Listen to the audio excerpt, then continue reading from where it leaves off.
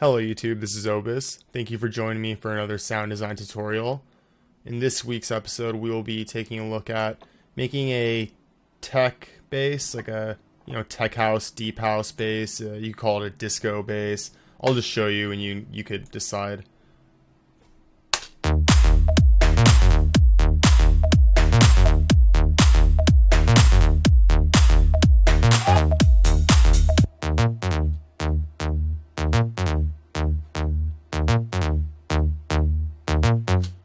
Okay, so that's the bass sound.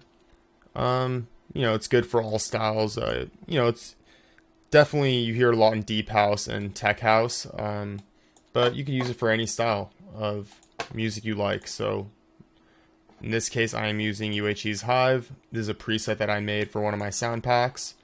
And let me walk you through it from scratch. So in Ableton, let's make a new MIDI track by hitting Control-Shift-T or Command-Shift-T. If you're not using Ableton, like I say in my other tutorials, just make another MIDI track. And we're going to pull up our plugins folder. Let's bring up a new instance of UHE's HIVE. You could use Silence or Massive or anything you're comfortable with. In this case, I'm just using HIVE. We go to our presets, go to User, and head over here to Init. So now we have an initialized patch, blank patch. Okay, so first thing we want to do, just to make this easier, is copy over our MIDI information so that we could audition it. Let's mute the original. And I do have a sub going underneath this, but I will mute that until the end, just so you can kind of get a feel. This is the original sound without a sub. And with the sub.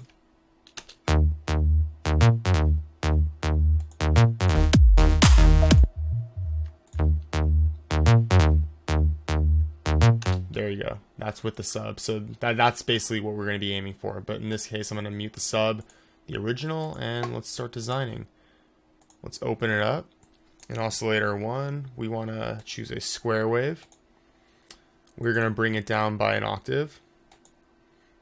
On phase, we want to set that to reset. And since this is a bass, we want to have our mode set to monophonic. We can keep the voices at 8. For our sub oscillator 1, we want to choose triangle. For the semitones, for the pitch, we want to bring that up to 0. For the volume, let's just bring that up just a bit. Let's enable oscillator 2 on filter 1. And on oscillator 2, we will keep it as a saw wave. Let's bring the pitch down by an octave. And on phase, we also want that set to reset. You can keep the width on wide. And we want to enable another triangle wave for the sub 2 oscillator.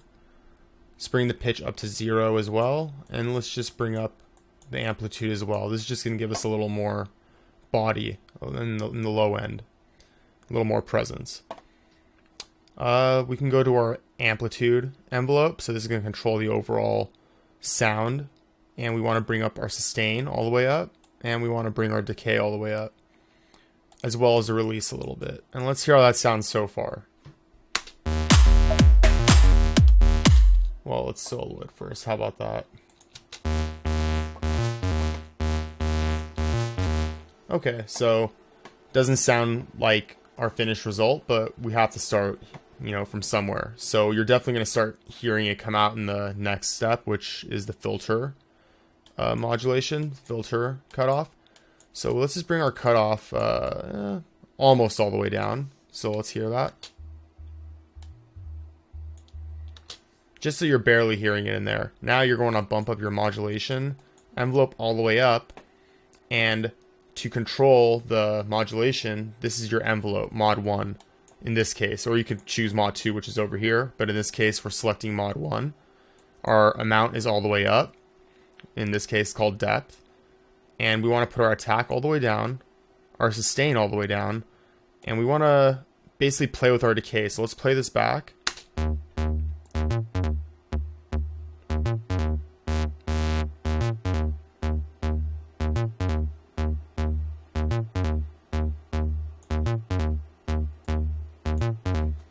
something around there sounds fine.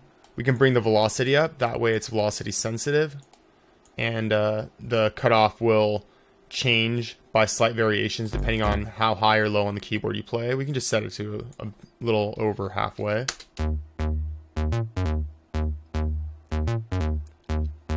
Okay, and we can do the same for this side on oscillator 2. Let's just set it to use the same mod envelope, mod 1, and we will bring up the amount and bring down the cutoff frequency to about a little higher than oscillator 1. And let's hear how that sounds.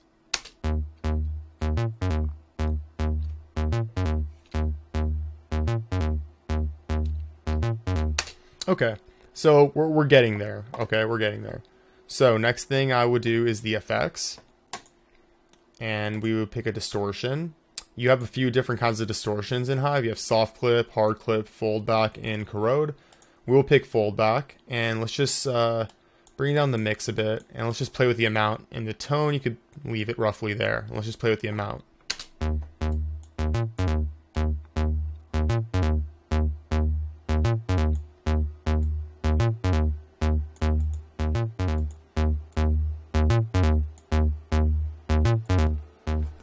Okay, we'll leave that on just to bring it out, and we want an EQ, and let's just sweep the frequencies, and then we will boost the gain of the frequency that you want to boost, or you can also decrease. In this case, we want to boost our bass a little bit.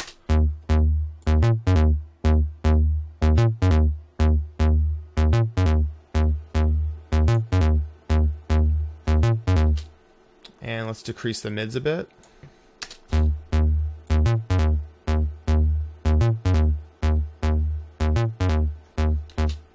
And let's bump the highs up a bit.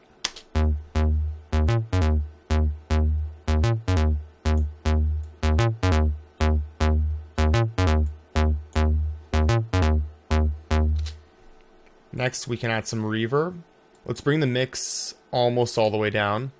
We'll bring the size a bit down, leave the decay where it is, and let's bring the width a little down. And let's hear how that sounds. And that's just going to be there for presence. Next thing, we want to turn on the compressor. Bring down your output a bit because it's going to get louder. And we want to bring up our amount until you get a little bit gain reduction.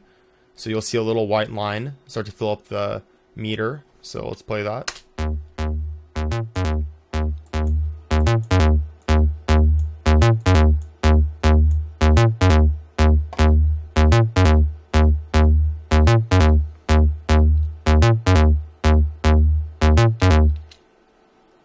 Okay, so we're basically getting there, and if you want to make it tighter, you could obviously play with the cutoff.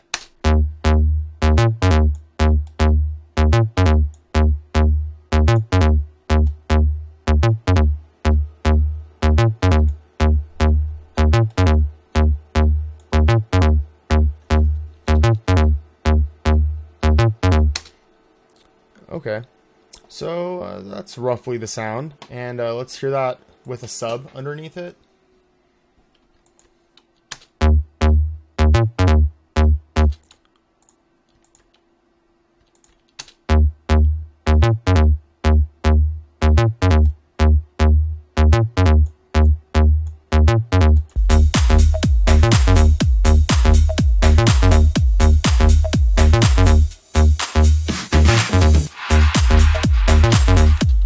Copy the sidechain I had on my previous example just to hear the ducking. And as well as the EQ, I was just cutting off some of the lows so it doesn't compete with the sub.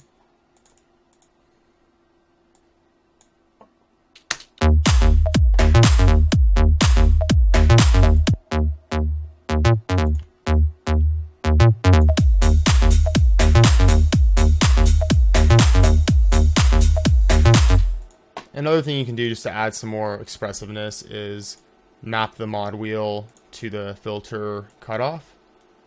You can simply pick your source mod wheel, and in the destination slot you could click and drag, or you could right click and you could pick it just like that, and we can just increase the amount. And now when you raise your mod wheel on your keyboard or through the interface, and let's adjust that.